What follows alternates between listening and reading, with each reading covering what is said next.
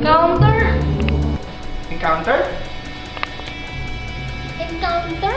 Encounter? Encounter? Ano yun? Ano yun? Ano yun? Ano yun? Ano yun? Ano yun? Ano yun? Noon, nakala ko yung encounter parang typical camps lang or yung retreat lang. Kung saan 3 days kang on fire, tapos nun, may kanya-kanya na kayong mundo. Yung tipong ikaw na ang bahala sa sarili mo. Nung narinig ko yung testimony sa mga nag-encounter, batch 1 and batch 2, grabe. Paisip ako, anong meron doon? Kaya naisip ko, why don't I give it a try? Sige na nga, makapag-encounter na din. Alam kung kahit Kristiyano ako, nagko-compromise pa rin ako, pero hindi nalulugod ng Lord sa buhay kong ganon. Ako nag-encounter, sabi ko sa sarili ko, last resort ko na to. At nung nag-encounter ako for 3 days, Grabe talaga! Grabe! Grabe! Grabe! As in grabe! As in grabe! As in grabe! Miss ko yung feelings nung na-inlove ako kay Lord at noon ko lang uli naramdaman yun.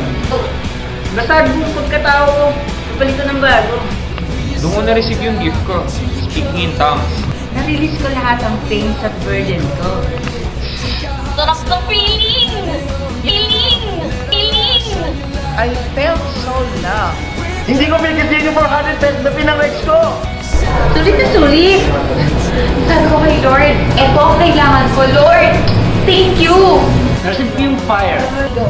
Hanggang ngayon, ilang months na ako nag-encounter, pero hindi pa rin namamatay. After kasi ng encounter, nagano ako. Encounter, may score of fingers, 120. Hindi yung after nun, ako na ulit bahala sa buhay ko. Kita ko talaga kung paano ko binago ni Lord compared to my past life. From a typical believer to a radical disciple. Nag-iba ang buhay ko. Sobrang nag-iba talaga ang buhay ko. Hindi po inaabot na ng blessing. Yes, promotion after promotions. Favors after favors. Nung manhina ako, lumakas din ako eventually. Ang nagdami, napupulong ko yung dryness ko. Nabigyan kasi ako ng leader na mag-aalaga sa akin. Disiplina ako. Nababago. At sa huli, sumatalino. Natuto ako magsagnis. Magmahal ang tao. Testify sa harap ng maraming tao. Pag-journal at pag-devotion. Ang dami kong natutunan, na-realize, at naramdaman na nagpabago ng buhay ko. Lalo kong minahal si Lord. At lalong minahal. Like never before. Nagkaroon ako ng boldness to share the word to my friends. Gawin ko sila, dadala ko sila sa church. Wow! Wow! Wow! Wow! Wow! As in, wow! Wow! Bakit ganito ngayon? Parang mas love ko si Lord.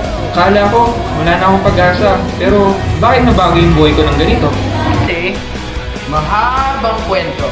Pero, all started With the encounter.